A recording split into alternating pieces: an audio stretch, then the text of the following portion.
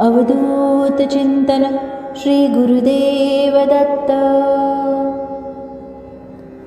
ओम साई अवधूत आनंद Marathi YouTube चॅनलमध्ये आपले स्वागत आहे. आपण ऐकत आहात श्री गुरुचरित्र या ग्रंथाचे कथासार. हा ग्रंथ पठण किंवा श्रवण केल्याने मानवी जीवनाचे सार्थक होते. चला तर अध्यायास सुरुवात करूया.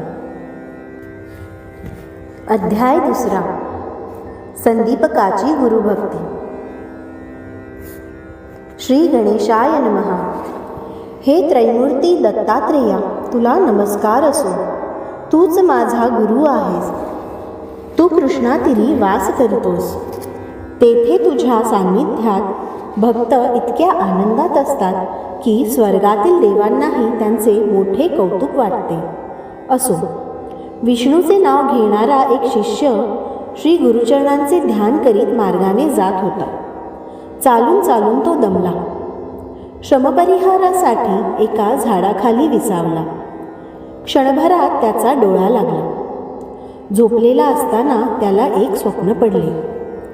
स्वप्नात एक यतीश्वर आले. त्यांच्या मस्तकी जटाभार, सर्वांगास भस्म आणि कमरेला पितांबर होता. त्यांनी व्याघ्र चर्म परिधान केले होते. ते यती नामधारकाच्या जवळ आले.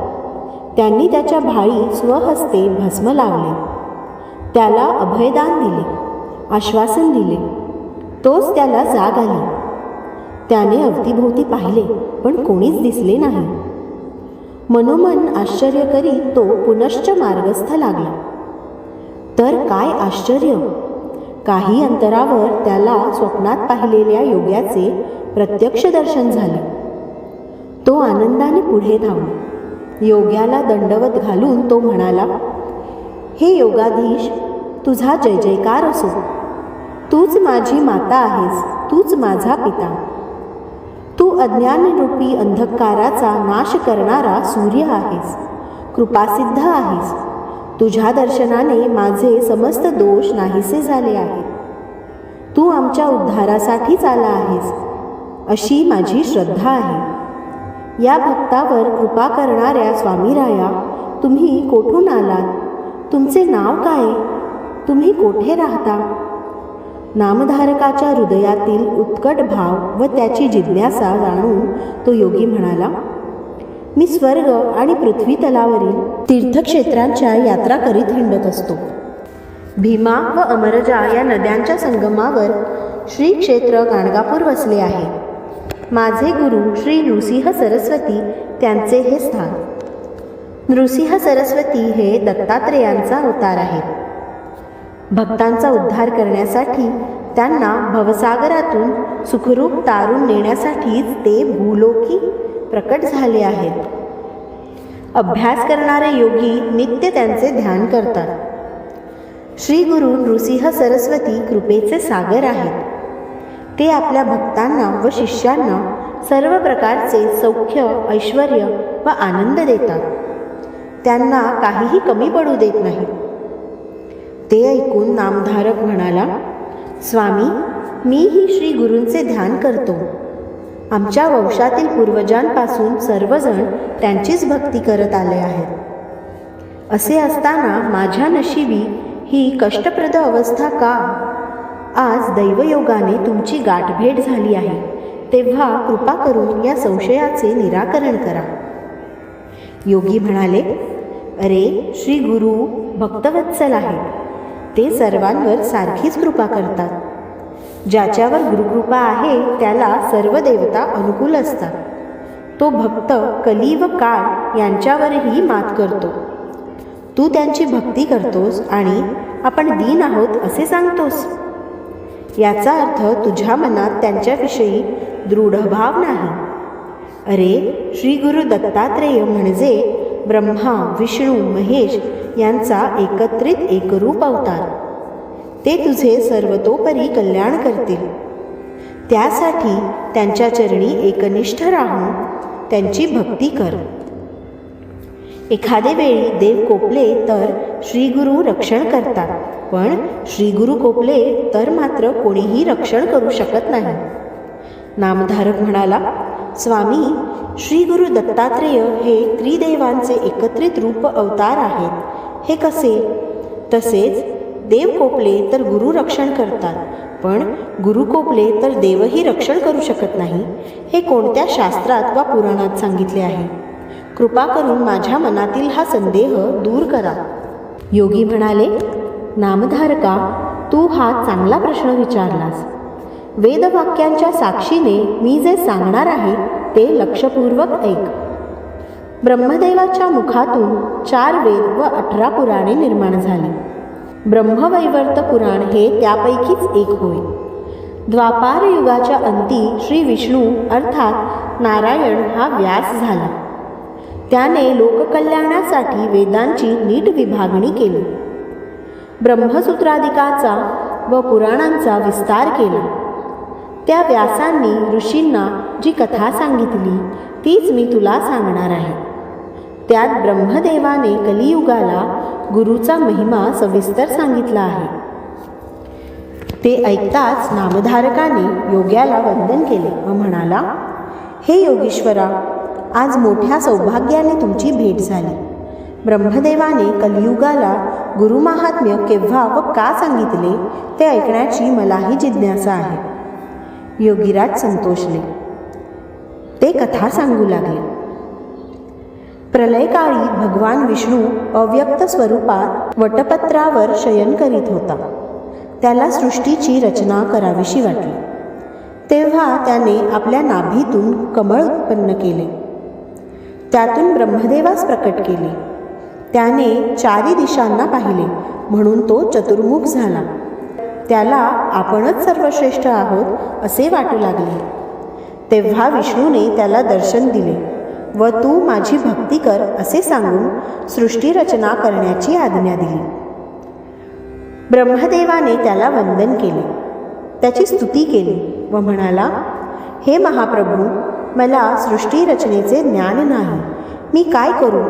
विष्णूने त्याला 4 वेद दिले व त्यांना अनुसरून जगाची निर्मिती करण्यास सांगितले. त्याला सृष्टी रचनेचे सामर्थ्य दिले. त्यानंतर ब्रह्मदेवाने विविधतेने नटलेले स्थावर जंगम विश्व निर्माण केले. त्यामध्ये घामापासून उत्पन्न होणारे, अंड्यातून जन्मास येणारे, गर्भाशयातून प्रसवणारे व वृक्ष वनस्पती आदी अशी 4 प्रकारची जीवकोटी उत्पन्न केली. ब्रह्मवैवर्त पुराणात सुताने शौनकादिक श्रेष्ठींना त्याविषयीचे सविस्तर वर्णन स्वतः सांगितले आहे. त्यानंतर ब्रह्मदेवाने सनकादिक मानसपुत्र, मरीची आदी सप्तर्षी, देव आणि दैत्य उत्पन्न केले. मग त्याने काळाचे 4 विभाग केले. त्या प्रत्येक भागाला अनुक्रमे कृतयुग, त्रेतायुग, द्वापारयुग व कलियुग ही नावे दिली. त्यांचे पृथ्वीवर क्रमाने आगमन होते. त्या प्रत्येक युगाचा स्वतःचा असा विशिष्ट वेश आहे, स्वभाव आहे, कार्यप्रभाव आहे. कृतयुग म्हणजेच सत्ययुग.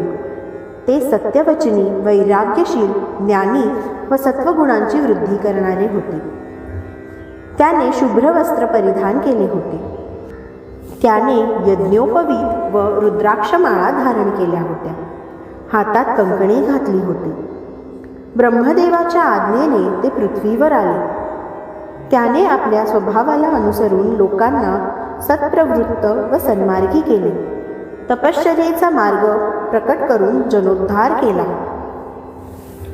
कृतयुगाचा अवधी पूर्ण होताच ब्रह्मदेवाने त्याला परत बोलावून त्रेतायुगास पृथ्वीवर पाठवले. ते स्थूल देहाचे होते. त्याच्या हाती यज्ञाची सामग्री होती. ते विवेकी, वैराग्यशील व धर्मशास्त्र प्रवर्तक होते. कृतयुग म्हणजे मूर्तिमंत यज्ञच. पृथ्वीवर आल्यानंतर त्याने आपल्या स्वभावाला अनुसरून धर्माचा व शास्त्रांचा प्रसार केला. कर्ममार्गाची स्थापना केली. त्या युगात लोक यज्ञाद्वारे स्वतःचे कल्याण करून घेऊ लागले. आपला कार्यकाल पूर्ण करून ते आनंदाने परत गेले. मग ब्रह्मदेवाने द्वापार युगाला पाठवले.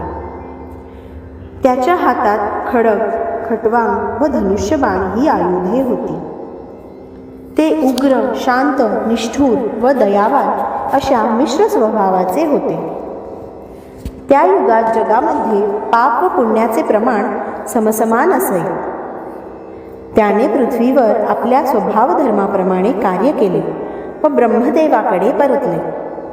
त्यानंतर ब्रह्मदेवाने कलियुगाला पाचारण केले. ते वृद्ध आणि वैराग्यशून्य होते. पिशाच्यासारखे मुख असणाऱ्या त्या कलीच्या अंतःकरणात एकसारखे हीन विचारच येत होते. ते ब्रह्मदेवांसन्मुख नग्नावस्थेतच आले. कलह आणि द्वेष यांना बरोबर घेऊनच ते आले होते.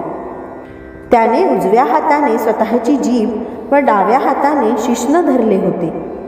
ते रडत, हसत, वेडावत, धडपडत व शिव्या देत आले. ब्रह्मदेवापुढे अधोमुख उभे राहिले. त्याची लक्षणे पाहून ब्रह्मदेवाने विचारले, तू लिंग आणि जीभ का धरली आहेस? कलियुग म्हणाले, मी सर्व लोकांना जिंकू शकतो, पण जे लोक आपली वाणी, रसना व कामवासना ताब्यात ठेवतात त्यांना मी काहीच करू शकत नाही.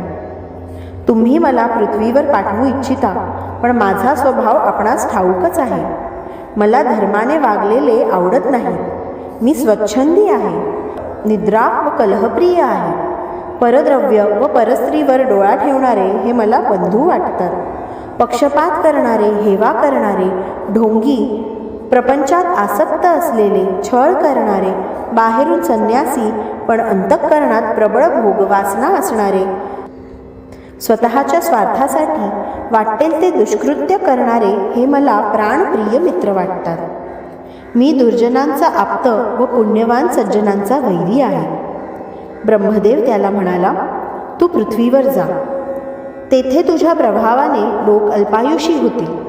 त्यांची शक्तीही कमी असेल, पण तरीही जे लोक तपश्चर्या व अनुष्ठाने करतील, भगवत भक्ती करतील, त्यांना त्याचे लवकर फळ मिळेल. ब्रह्मज्ञ व पुण्यवान लोकांना इष्टकार्यसिद्धीसाठी तू साह्य कर. कली म्हणाला, ते तर माझे वैरी आहेत. ते जेथे असतात तेथे जाण्याचे मला धाडसच होत नाही. मग मी काय करू? ब्रह्मदेव म्हणाला, तू काळाला बरोबर घेऊन जा.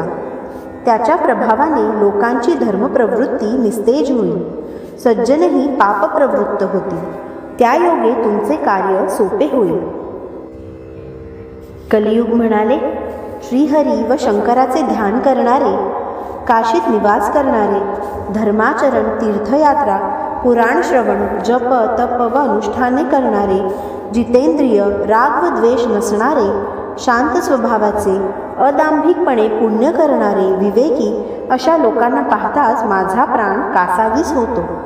पण स्त्रीपुत्रादिकांवर आसक्त असलेले, जन्मदात्यांचा तिरस्कार करणारे, वेदशास्त्रांची निंदा करणारे, हरिहरांमध्ये भेद करणारे, हे सर्व माझ्या स्वभावाला अनुरूप वर्तन करणारे असल्याने मला आपलेसे वाटतात. जे माझे वैरी आहेत ते मला उपद्रव देतात. मला जराही दया दाखवित नाही. त्यावेळी मी काय करावे? ब्रह्मदेव म्हणाला, काळजी करू नकोस. तुझे भूलोकी पदार्पण होताच लोक तुला अपेक्षित असेच वर्तन करतील. तुझ्या प्रभावाने बहुतेक सर्वच लोक पीडित होतील, पण ज्यांच्यावर तुझा प्रभाव पडणार नाही ते तुला कधीही वश होणार नाही. असे पुण्यवान सज्जन फारच थोडे असतील. तू त्यांना सहाय्य कर. कलियुग म्हणाले, मी दुष्ट स्वभावाचा आहे. धर्माचरण करणाऱ्यांना कसे सहाय्य करणार? ब्रह्मदेव म्हणाला, निर्मळ मनाचे, धैर्याने वागणारे, शुद्ध बुद्धी असणारे, निर्लोभी, माता, पिता, देव, ब्राह्मण, गायी, तुलसी यांची सेवा करणारे, गुरूंची सेवा करणारे, भेदभावरहित, पुराण श्रवणात आस्था असलेले, सर्व धर्मसाधनात तत्परता दाखविणारे व सत्कर्मांचे आचरण करणारे असतात तेच साधू. तू त्यांना कधीही त्रास देऊ नकोस. त्यांना साह्य कर, ही माझी आज्ञा आहे. कलियुगाने विचारले, देवा, गुरु या शब्दाचा अर्थ काय आहे?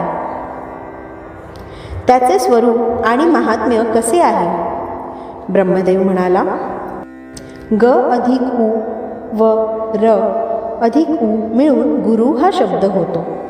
त्यातील गकार म्हणजेच ग हे अक्षर गणेशवाचक, उकार हा विष्णुवाचक व रकार हा अग्निवाचक आहे. 2 वर्णांचा गुरु हा शब्द म्हणजे चारी मुक्तींची प्राप्ती करून देणारा महामंत्र आहे. गुरु हाच माता, गुरु हाच पिता, गुरु हाच परमशिव आहे. शिव कोपला तर गुरु रक्षण करेल, पण गुरु कोपला तर शिवही रक्षण करू शकत नाही. गुरु हाच ब्रह्म, गुरु हाच विष्णू व गुरु हाच महेश्वर आहे. गुरु हाच साक्षात परब्रह्म आहे, म्हणून त्याच्याच चरणी आश्रय घ्यावा. वैष्णवजन गुरुभक्ती अखंड राहो अशी प्रार्थना करतात, कारण गुरु प्रसन्न झाला तर जगाचा अधीश्वर असा जनार्दनही प्रसन्न होतो, त्या भक्ताच्या अधीन होतो. गुरुभक्तीने तीर्थे, व्रते, योग, तप, शास्त्रमार्ग, आचारधर्म, वर्णाश्रम धर्म यांचे ज्ञान होते. भक्ती, वैराग्य व सत्प्रवृत्ती वृद्धिंगत होते. कली म्हणाला, देवा, गुरु हा देवांपेक्षा श्रेष्ठ आहे असे म्हणतात, ते कसे? त्याविषयी सविस्तर सांगा. ब्रह्मदेव म्हणाला, संसारातून तरुण जायचे तर शास्त्रांचे श्रवण केले पाहिजे. ही शास्त्रे गुरुमुखातून ऐकली म्हणजे शास्त्रांचे व्यवस्थित आकलन होते, अज्ञानाचा अंधकार दूर होतो, अंतःकरण ज्ञानाने उजळून निघते. म्हणून गुरु हा प्रकाशमान ज्योती स्वरूप आहे. त्याच्या सेवेने सर्व सिद्धी प्राप्त होतात. कायिक, वाचिक व मानसिक अशी 3ही प्रकारची शुद्धता प्राप्त होते. त्याविषयीची एक पूर्वकथा सांगतो, ऐक. पूर्वी गोदावरीच्या तीरी अरण्यामध्ये आंगिरस ऋषींचा आश्रम होता. त्यात पैल ऋषींचे शिष्य असलेले वेदधर्म नावाचे मुनी राहत असत. त्यांचे अनेक शिष्य होते. ते वेदशास्त्रादिकांचा अभ्यास करायचे. संदीपक हा त्यांच्यापैकीच एक शिष्य. तो विद्वान आणि थोर गुरुभक्त होता. एके दिवशी वेदधर्मांनी आपल्या सर्व शिष्यांना बोलावले आणि म्हणाले, तुमचे माझ्यावर प्रेम असेल तर मी काय सांगतो ते लक्षपूर्वक ऐका. शिष्य म्हणाले, गुरुजी, तुमचे वचन आम्हाला प्रमाण आहे. जे सांगायचे आहे ते सांगा. वेदधर्म म्हणाले, मी जन्मांतरी अनेक पापकर्मी केलेली आहेत. त्यापैकी तपश्चर्येने बहुतांश पातके संपली आहेत. जे दुष्कर्म शेष राहिले आहे ते भोगल्याशिवाय संपणार नाही. ते पापभोग याच देहाने भोगणे क्रमप्राप्त आहे. त्यासाठी मी काशीला जाऊन राहणार आहे.